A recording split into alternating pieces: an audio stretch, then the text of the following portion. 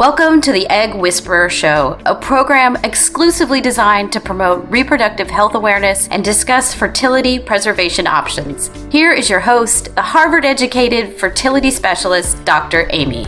She's known as the Egg Whisperer. Fertility expert Dr. Aimee Bazadeh. And you have yet another success story Just launched by an East Bay fertility doctor.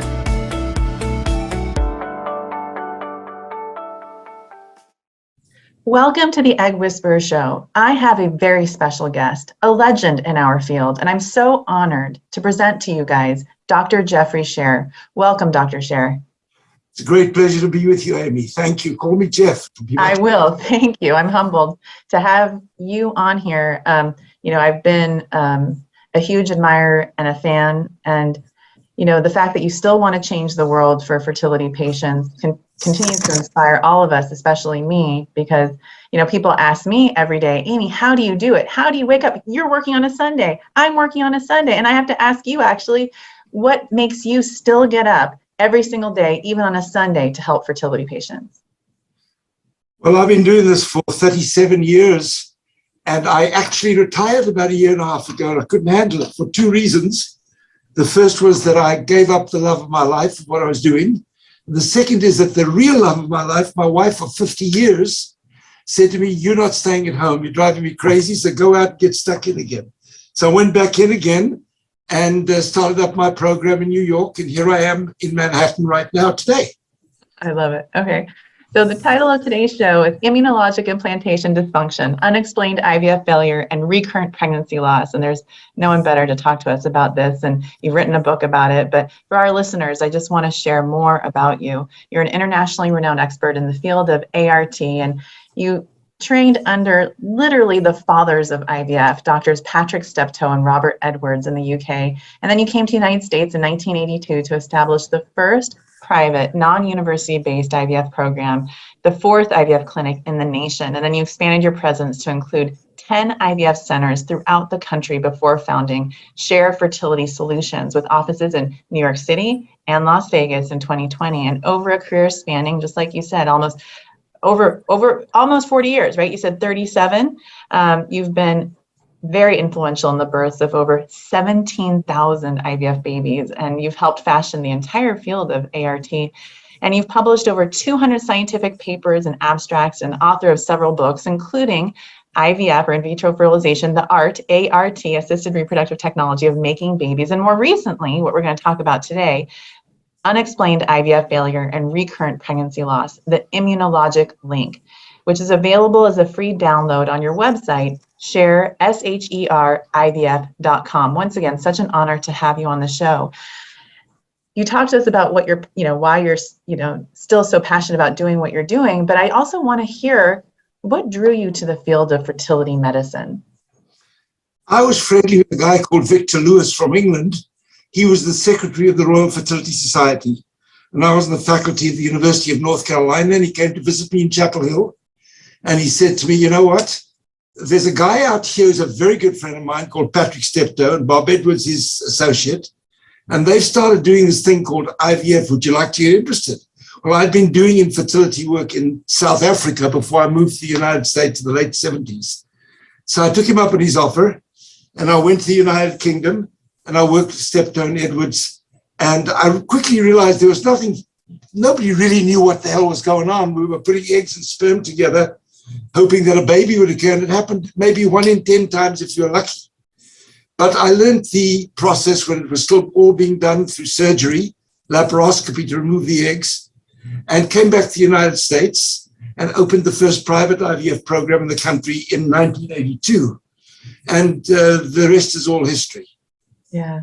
And how has your practice changed over time? I mean, you told us a little bit about how you were doing egg retrievals through a laparoscopy. Can you kind of describe the changes that you've seen? Oh my gosh. I'm fascinated by it. I know we could probably spend hours doing that, but I would just love to hear some of that.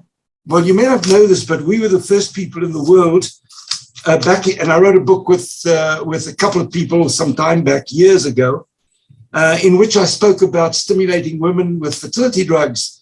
And we were the only people using purely gonadotropins. Those days it was a drug called Pergonal. And we were using only that, and everybody else was using clomiphene and other forms of oral fertility drugs. And we went purely with injectable fertility drugs. Everybody thought we were crazy. But at the end of the day, the success rates proved that we weren't. And so we moved on into doing IVF with purely fertility drugs and laparoscopically. And eventually the things changed. And ultrasound-guided egg retrievals became the vogue. So we got moving there and we just moved on. I opened, my first practice was in Reno, Nevada. And then we opened in Sacramento and we opened in San Francisco at California Pacific Medical Center. There's a program still in California in San Francisco on the Embarcadero, which I opened. Looks over the bay, and went from there to Santa Rosa, opened a program in Los Angeles, Torrance, and then we went on from there to Dallas, and it went on to, I don't know, Chicago and New York and Pennsylvania and all over the show. That's amazing. That's incredible. So now I'm excited. I want to dig into today's topic, immunologic implantation dysfunction, IID, unexplained IVF failure, and recurrent pregnancy loss. And you have so much information about this on your website, but I also want to just dig a little bit deeper here on today's show. What is IID? First of all, you need to know, and I'm sure you do, 75 to 80% of all pregnancies that fail or are miscarried early on fail because there's something wrong with the human embryo. Usually it's a chromosomal abnormality, but it can be other things. It's usually irregularity in the chromosome number we call aneuploidy that causes the embryo to be lost. You may or may not know this, but in 2004, we were the first to introduce PGS into the field of IVF. And there have been an estimated 17 to 20,000 births from selecting embryos in this way, of which 700 and something come from us alone. So we've done a lot of that, and we were involved very much in the evolution of these technologies. But 25% of failures to conceive or to retain a pregnancy do not relate to the embryo itself being abnormal, but rather to the implantation base being non-receptive. I call it a seed-soil relationship. You can't put a good seed in a bad soil, and you can't put a bad seed in a good soil. The soil is the uterine lining, the seed is the embryo. So once you sort out the issue about how to optimize the competency of the egg, which is the most important determinant of whether an embryo is going to be normal, not exclusively, but most important, once you get that sorted out and you get embryos which upon developing to the blastocyst stage prove to be chromosomally normal, and if you still don't get pregnant or you lose a pregnancy over and over, it's obviously more likely to be related to the soil, not the seed, and the soil is the uterine lining. And while there are hundreds of possible factors that affect implantation, the three most important, which are responsible for more than 80% of all implantation failures, I call it implantation dysfunction for a reason that I'll mention in a moment, approximately 80% of these failures are due to one of three things. Either there's something wrong anatomically with the uterus, that there are irregularities in the contour, which is why we do hysteroscopies and saline ultrasounds to confirm the regularity of the cavity and avoid an irritation that will reject the embryo. The second is the thickness of the uterine lining. The uterine lining needs to be at least 8 millimeters, ideally over 9, 8 to 9 being a kind of a gray zone. And we published that for the first time in 1989. I love it, because that's exactly what I tell people. My limit is 9, but then people say, "Oh, lining doesn't matter, the thickness doesn't matter," and I'm like, "It matters a great deal." I do. I agree. I don't even do transfers to uterus if it's less than 8. Right. I used to improve that, and we came up with some years back with Viagra and all kinds of things, but that's for a different day. And the third factor is immunologic. And to set the scene for that, 80% of losses in miscarriage that are sporadic. In other words, they occur just because women do miscarry. It's just part of being a human. 10 to 15% of pregnancies are going to miscarry. And so those miscarriages, if they're sporadic, mean one occurs now, and then maybe you have a pregnancy and a baby or two, and then you miscarry again. 80% of those are still due to the embryo being abnormal. But in 20% of cases, it is not that. It's due to a rejection of the embryo from the uterine wall. and that form of implantation dysfunction. If a woman repeatedly miscarries over and over, the chances are 75% likely that she's losing it not because of the embryo, but because of an implantation dysfunction, something wrong with the implantation process that prevents the embryo from gaining a proper grip into the wall of the uterus, and so it comes away. And how do you know you have this dysfunction? What kind of tests should someone ask their doctor for? And how does someone get help from you to figure this out? Well, the basic things that we all do. We do a sonohystogram or a hysteroscopy on everybody within a year or 18 months of doing a transfer to make sure the uterus is normal. We check the thickness of the uterine lining, which in spite of what you may have heard is critically important, and you've got to have it fixed. In other words, it's got to be at least 8, but preferably over 9 millimeters with a trilaminar appearance. So clearly, if the uterine lining is fine and there's nothing in the uterine cavity, and you know you're putting back embryos into the uterus that are likely to be competent, chromosomally normal, and she's still not getting pregnant or she's miscarrying, the most likely explanation is an implantation failure. And then you dig into the immunology, because 80% of them are one of those 3 things. And if it's not the anatomical contour of the uterine cavity, and it's not the thickness of the lining, by God, it's got to be an immunologic factor. And then you go looking. You can be wrong, but you go looking for it. And when you look for an immunologic problem, there's something that needs to be basically understood. We were the first people in the world to start giving treatment for immunologic factors that affected implantation in IVF. We started using heparin. We were the first to use heparin infusions. Didn't work that well, but we used to use it. And now today we are using things. We used IVIG gamma globulin, which works but is very expensive. Today we use intralipid to almost the exclusion of all else, along with steroids, and we'll talk about that maybe later. But the important thing to understand is that in the uterus, in the lining of the uterus, what we call the decidia, after progesterone's had its effect on the uterine lining, there is a very complex and magnificent interaction of immunologic factors that determine the immunocompetence of the uterus. They're all brought about by lymphocytes. And 75% of all the lymphocytes in the uterine lining are what we call natural killer cells. They're large lymphocytes that journey from the bone marrow to the uterine lining every month, and there they proliferate under the effect of progesterone. So the important point is these natural killer cells are vital. If you don't have them, there's no species. And they can go wrong, as they do sometimes. But there's another family of cells that only comprise 10 to 15% of all the lymphocytes in the uterus. And those are T cells, cytotoxic T cells.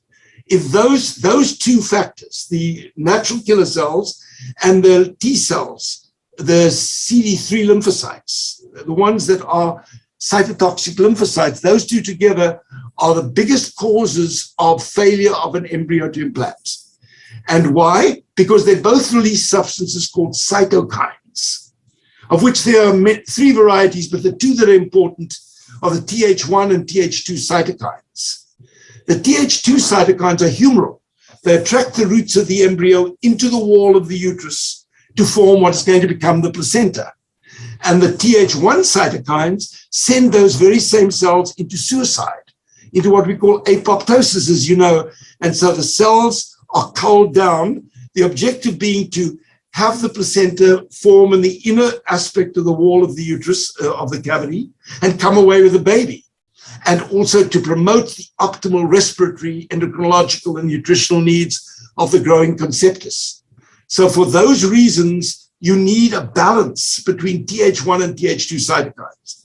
Now, there are certain conditions where the Th1 cytokines, mainly interferon gamma and TNF alpha, over-predominate. And what they do is they attack the roots of the embryo, send the cells into suicide.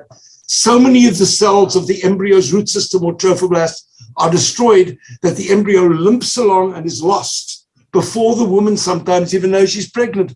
Or she gets pregnant, she loses it in a few days as a chemical pregnancy, or she goes on and she has a pregnancy that miscarries. Or, worst of all, the pregnancy continues to grow, but the placenta has lost its potential to be fully developed, and the baby suffers from placental insufficiency, intrauterine growth retardation, and you have problems that have to do with development of the baby.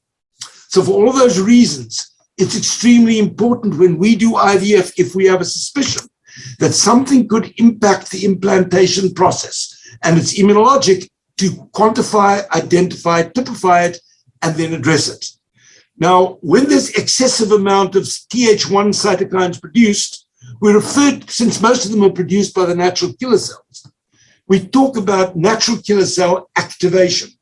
Make the point that natural killer cells are absolutely essential. You can't survive without them. But if there's too much overactivity, too much Th1 cytokine activity, now you've got a problem on your hands. And it's that you've got to control. You've got to have some cytokine activity, but it's got to be in balance with Th1, Th2. And there are ways to deal with that. First thing is to make the diagnosis. And the most fundamental way is to be suspicious of any pregnancy that fails without explanation. If the embryo seems normal and there's no anatomical factors, and there's no endometrial lining issues, by process of elimination, you've got to fall back to the soil. And then you've got to look at the anatomical things, and as I told you, but then at the end, immunologic factors. And today, we can deal with that if we know what type of immunologic problem we're dealing with. They're not all the same. And while you can get your blood tested and do 150 tests for T regulatory lymphocytes, for dendritic cells, for major histocompatibility class 1 antigens, for HLA-G, HLA-C, HLA-E, you can do whatever you want to do. The bottom line is it all comes down to natural killer cell activation, T cell activation, and if you hone in on those and you solve that problem, all the other tests that can cost $8,000 to $10,000 are redundant, in my opinion. You never do tests in medicine unless you're going to act on the results. And you don't need all that stuff to make the diagnosis. You need to do the tests you asked. You need to do natural killer cell activation. And they're actually measuring increased in cytokine, Th1 cytokine activity by these natural killer cells. You can do a blood test, which doesn't really measure the natural killer cells that are produced in the uterus, but it simulates it. It's an epiphenomenon. It's linked to it. So if you see that they're activated, that's the gold standard. It's not the concentration of natural killer cells that matters. The more, the merrier.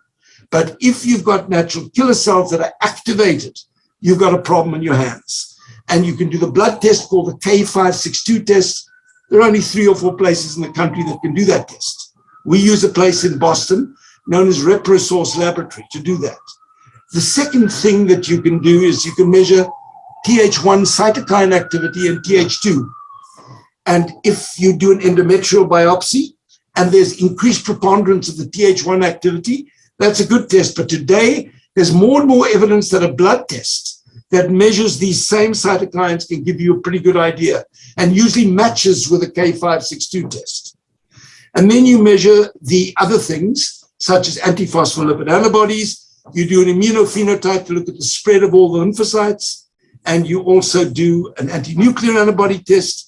And that's for the so-called, to see if there is a problem. If you don't have natural killer cell activation, forget it. There's no other problem you need to worry about.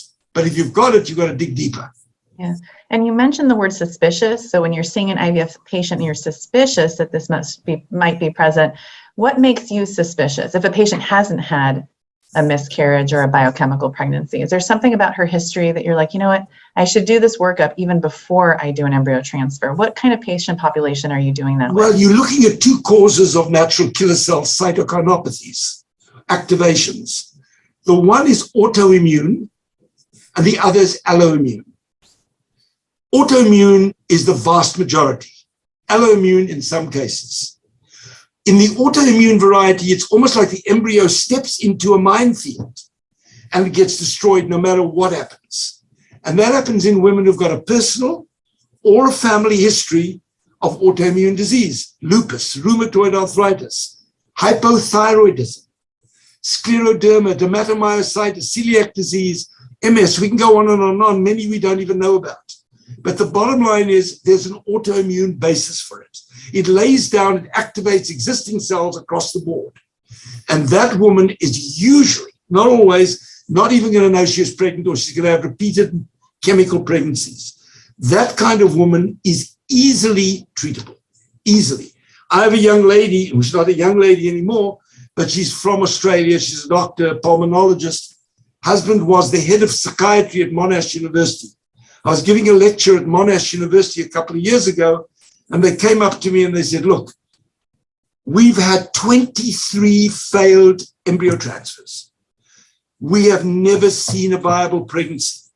She had Hashimoto's disease, autoimmune disease of the thyroid, where 50% of the women have got activated natural killer cells. I published that in 1998. If there's increased natural killer cell activity, it doesn't matter how it got there. That's the cause of your problem. And so we tested her, we treated her for that. She had a baby in the next cycle at the age of 42 with an AMH of 0.1. I got 2 eggs, 2 embryos, she had a baby. And that was simply because we found the cause of the problem. She happened to be also one of the people that was in charge of the IVF review committee in the state of where she lived. And so we've seen a lot of patients from Australia from that. But the bottom line is, if there is, and the other one that you've got to be aware of, a third of women with endometriosis have an autoimmune underpinning. And they'll also have natural killer cell activations. So anybody with endometriosis, doesn't matter how severe, unfortunately, even before you can see it through a laparoscope, and possibly even before the BCL6 picks it up, those women can have activated natural killer cells just as easily as if they had stage 4 endometriosis. And so you got to test them and treat them. If you treat those people, you cure their problem, you sweep the minefield, it's clear, the next embryo goes in, we'll take. That brings up a good question that I know some of my patients will have. If you, let's say, test them and you treat the natural killer cells, do you see a drop in the BCL6 level? I'm just wondering if that could. I don't know the answer to that question yet. I don't think the studies have been done. But I have the opinion that, all the other tests we used to do, Integrin 3 and all those kind of things, all those tests are probably no more than a reflection of the fact that 50 to 60% of women who've got endometriosis have got antiphospholipid antibodies if you test them properly. You can't go sending blood off to LabCorp and one of these other labs because they don't do it with sufficient sensitivity and specificity. But if you go to a reproductive immunology laboratory like Reprosource or Finch University in Chicago, you'll find 60% of these women have got them. And what this is there's a phospholipid moiety involved in integrin. And if they're antiphospholipid antibodies, it prevents its action. So I believe, and I don't know for sure, but I believe there's enough circumstantial evidence to suggest that many women who've got this beta-3 integrin deficiency and therefore have a problem with implantation may be linked to phospholipid antibodies and natural killer cells. But no one's ever looked at this yet. As far as BCL6 receptiva testing, I don't think there's data that shows that yet. But it's an interesting study to look at. Yeah, I'm thinking about a particular patient, and maybe I'll definitely look into her natural killer cell activity now. Maybe I'll have her actually reach out to you for that evaluation to make sure that it's as thorough as possible. And then maybe we'll repeat a biopsy after treatment, because I know her BCL6 is elevated. But that makes it very much more likely that she's got endometriosis, of course. Right, and she's definitely had the laparoscopy, she's been treated, and now we're preparing for a transfer, but we've worked really hard to get this one embryo for her, and I just need to make sure. Don't put it in until you've checked the immunologic issues. Yeah. Don't put it back. It'll be a big mistake. But anyhow, bottom line is that with endometriosis, you don't have a primary autoimmune condition like lupus or rheumatoid or thyroid. But you've got a reactionary process. That regular antiphospholipid antibodies that are done in the regular reference laboratory, such as looking at lupus anticoagulant or looking at cardiolipins, are not going to show you. You've got to spread them out. In this test, they look at 21 different types of antiphospholipid antibodies spanning IgG, IgM, and IgA. So it's really, in my opinion, well worthwhile to look at those things very carefully. It's not that the antiphospholipid antibodies themselves cause a problem. I don't think, even though there's evidence that they can harm the trophoblast. I think it's that some of them are linked to natural killer cell activation. And those are the ones that you've got to focus on. And anybody who tells you it's not a factor, unfortunately, the very next question should be, all right, if you don't believe it, help me understand what it is you don't believe. And most people haven't taken the interest in immunology. It's a big field. It is, and I think that in medical schools and in fellowship programs across the country, we're trained to think that it's not a big deal. And then now through, all these years of my practice, I feel like that, not that it was a shame that we didn't spend more time on that, but I feel like maybe, not maybe, I think that you're definitely right. And so I feel like our minds are now opening up, and I can see a trend among all my colleagues. And the trend is that we really feel like we're doing patients a disservice now. And I'm just seeing this more recently. Disservice is not bringing up an immunologic factor for situations just like you're presenting here. And I agree with you, but another big disservice is that we then send them off to a laboratory like Reprosource. We say, run all the tests you can. The person gets a $10,000 bill. You don't need it. You need simple tests, cost about $600 to $700 to know if there's a problem. Now, I mentioned earlier to you there are two types of immunologic issues. The one issue is autoimmune. Again, get the concept that the uterus is like a minefield. Embryo gets in there, the Th1 cytokines attack it, they kill it, and that's the end of the embryo. You don't even know you were pregnant, or you lose it very early. That's why most people with this autoimmune variety don't even think they were pregnant. They're not getting pregnant. They have unexplained infertility, and all it means is undiagnosed. But there's another variety that causes problems as well, and that's alloimmune. And with this problem, it is the body regarding the embryo as an invading organism, as a hostile organism, and attacking it. And people don't realize that an embryo we shouldn't exist as a species, because we differ immunologically from the host. Anywhere else, if a bacteria or a virus enters your body's immune system attacks it because it's different. But the embryo gets into the uterus, attaches in the wall, and it doesn't get attacked. And it doesn't get attacked because of a tremendous compensatory mechanism. We call this the immunologic riddle of pregnancy. Why is it that an embryo that should never take in the human takes? And that's because of compensations made, and I won't go into it here, in the uterine lining, involving all these cells I told you about, the MCH, major histocompatibility class 1 antigens, and all these things that affect these cells that allows that embryo, and only will allow an embryo that's different if it's adapted.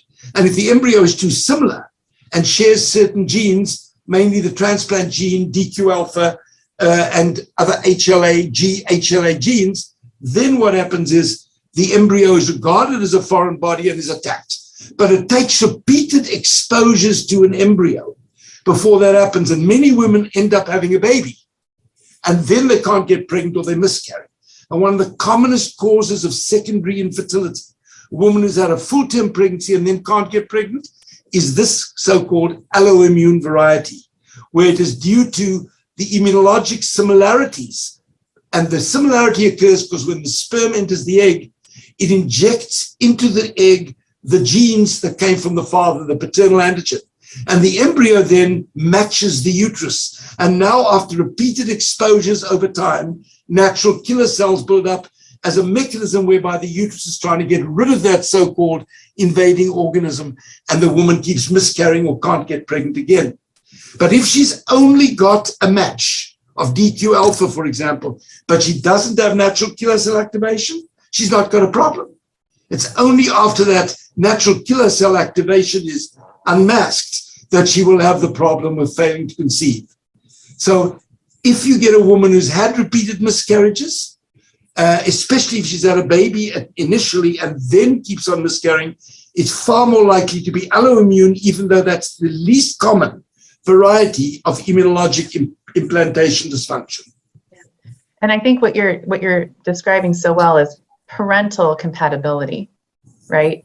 And is that the kind of evaluation that you also do for patients who reach out to you for this kind of workup? Well, my practice is rather unique because I see everybody else's people that have failed over and over, and people give up on them and they give up on themselves. So my practice, hardly anybody who comes to me has failed less than 3 IVFs, and they're older and they've been through the mill. So there's a lot of emotional compatibility. It's something I believe so strongly in, and I know you do, or you wouldn't be doing this. You can teach people to give care, but you can't teach people to care. And you've got to care about people. You've got to care about your patients. You've got to nurture them as if they are the center of the universe, and they've got to feel it. Only then will you get further and get them to do the things that oftentimes so many other physicians have told them, don't go there, it's nonsense. But they don't often know exactly why they're saying that when you ask them. So truthfully, people come to me because they're failing repeatedly or miscarrying repeatedly, or they've had repeated unexplained IVF failures with good embryos. And those are the ones that I hone in on mostly. I don't do this on everybody unless there is a background history of autoimmune disease in their family or themselves. Then I'll look. Otherwise, it's women that have failed repeatedly or miscarried repeatedly. So if a patient out there is listening to us and they're saying, you know what, now that I'm hearing this, I'm suspicious that this might be happening with me, how do they communicate with their doctor so that they get this testing? And if not, how can they engage with you? Okay, firstly, the last thing I want to do here or anywhere else is come between a patient and their doctor. It's not my role, and I'm fortunately in the stage of my career where I'm not career building any longer. I'm trying to do less than I did by a major factor. I used to do 600 cycles a year. If I'm busy, I'm doing 200. I don't want to do more. I want the other things I want to do with the rest of my life, but I can't let go of what I love. So the answer is I'm not trying to solicit more patients. I mean, I don't think at this stage that there are many people who are doing IVF that are not trying to build numbers in their practice. It's natural. This is a volume-driven field, and that's obvious. I am not. It doesn't matter to me, but I want to still make the third act of this play called life, professional life, meaningful for myself.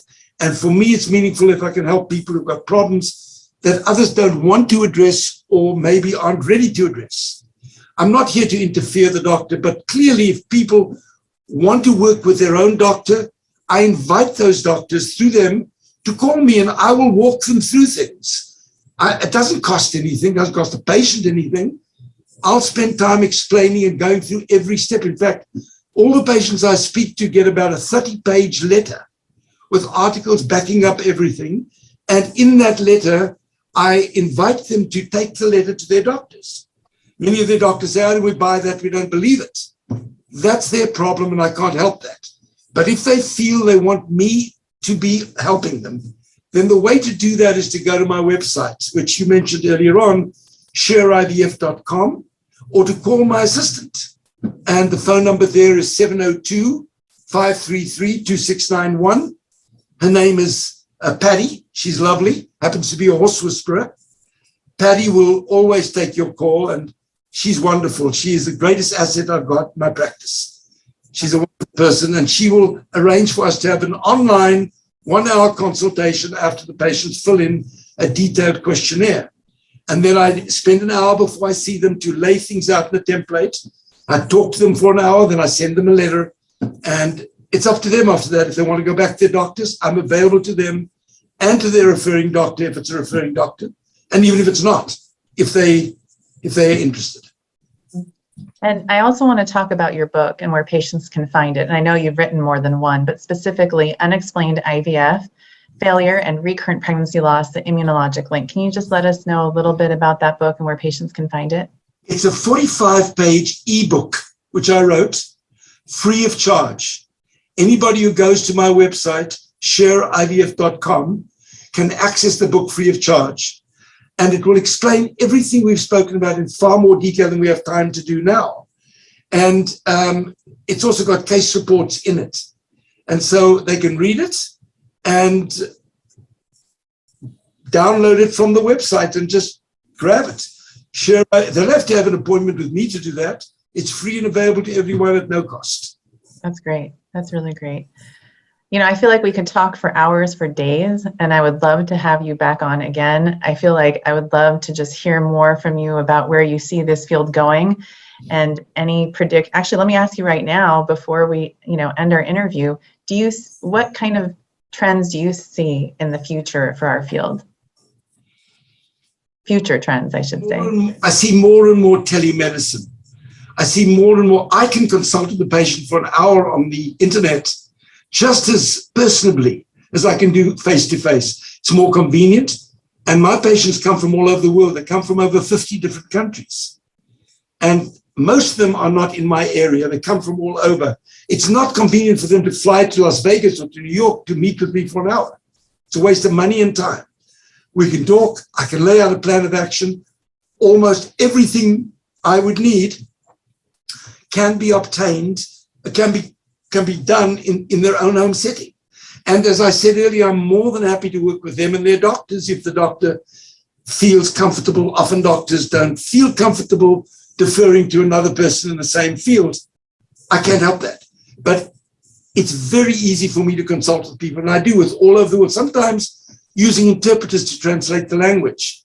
So it's really not a problem to make contact that way. And I think telemedicine is going to be the way of the future to a large extent. I think there's also going to be a move towards larger centers over time because it's much more cost effective. I can give you an example, if I may. We introduced PGT, as I told you, in the field of IVF in 2004.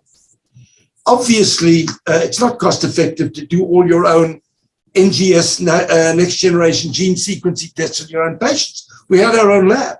Very quickly, it was ridiculous. So I decided to hand it over to one of the genetics labs in New York with Santiago Monet. He actually came to Las Vegas to see what we were doing. And Jacques Cohen, they developed it, they rolled it out all over the country. We didn't do it, we didn't patent it, we didn't try to do anything like that. Maybe we should have, but we didn't. I wanted to get it out. And so with these kinds of things, genetic testing and all these things that are available, today the whole field is becoming technologically advanced. We are doing more and more tests on eggs. You may or may not be aware that we published a paper in RBM Online. It was one of the last papers that was accepted by Edwards before he passed away. It was published on how to test eggs for their genetic integrity. We published a paper and showed that if you actually do polar body biopsies on eggs before you freeze them and you know which ones of the eggs are euploid, chromosomally normal, you get a 6 times greater take rate per fertilized embryo that comes from that egg if you transfer that as compared to eggs out of an egg bank.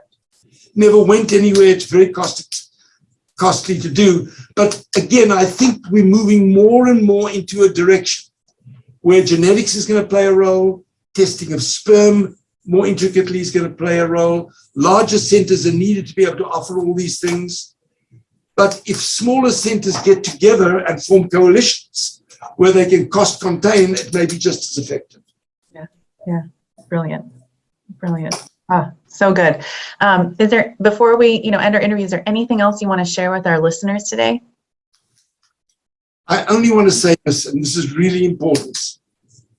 If you've got a complex problem and you're not getting pregnant with IVF, we may not know the reason always, but there is always a reason. It could be as simple as the doctor doing the embryo transfer doesn't have the technique down. I've seen that. I mean, I've worked with over 100 REs in the development of this field because we started, as I said earlier, the first private program in the country. So, but it could be as simple as that, or it could be as complex as issues like we spoke about, immunologic. I can only say this. Don't sell yourself down the tube simply because of the fact that no one can give you an answer and says, well, it didn't work last time, it was bad luck, let's try again. That may be the case, but usually it's not. Remember, there's no such thing as unexplained infertility. It just means we can't explain it now, or we're not looking deep enough to find out why things are happening. And it's only when we do find out why they're happening that we can fix it. If women are miscarrying repeatedly, don't give up on yourself and just say, I'm miscarrying. The doctor says, eventually I'll be lucky. The likelihood is you're not going to be lucky. You've got to find a cause for the problem, even if in the end it means that you need to use someone else to carry your baby, or you need someone else's eggs to make embryos to put in you. But someone's going to be open with you, direct and transparent, so you can make informed choices. It's never the role of the doctor to tell the patient what to do. It's our role to give information so they can make their own informed decisions. I feel like you should have several courses for young, physicians just coming out of training. And I love your quote. I'm going to make sure to share that and definitely give you credit. You can teach people to give care, but you can't teach people to care. And that's very, very true. And I'm just so glad that you care as much as you do, because you're a great example for all of us with how you continue to inspire us. You continue to move the field forward. And I hope by sharing this interview on the podcast that other people will be inspired by what you say, and they'll stand up for themselves and they'll ask questions of their doctors. That's the bottom line. Yeah. But when I look at people like you coming up, young people in the field, obviously knowledgeable, obviously caring, obviously trying to take a step in the right direction, it makes me feel very proud, because when we started IVF, there was a 5 to 10% chance of pregnancy.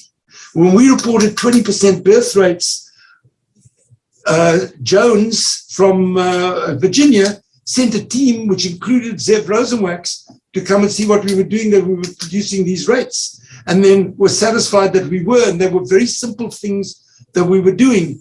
And the bottom line is, today we're at the stage where if you do 2 or 3 embryo transfers of well-chosen embryos in a younger woman, because the older you get, the poorer the quality of your eggs, the chance of having a baby can be upwards of 75% if you avail yourself of all options. It's a big, big change, but it's not about getting a woman pregnant and getting her even to have a baby. It's about the quality of life after birth. It's our role to optimize the quality of life so that the offspring can have the same opportunities that we have had to aspire to greater things. If we're going to bring babies into this world that didn't develop properly because we didn't establish the proper environment, which is established before you even get pregnant without knowing it, we're not doing a service. I think that's the direction we have to go. Yeah, brilliant. Well, thank you again for your time today. I hope you'll join us back on the show sometime soon, will you? I'd love to, anytime. Thank you. Up to you. Wonderful. If you ever get to Las Vegas or New York, come and visit us. I definitely will. I hope. Thank you so much. Thank you. Appreciate it. Welcome to the Egg Whisperer Show, a program exclusively designed to promote reproductive health awareness and discuss fertility preservation options. Here is your host, the Harvard-educated fertility specialist, Dr. Aimee. She's known as the Egg Whisperer. Fertility expert Dr. Aimee, And you have yet another success story. Just launched by an East Bay fertility doctor.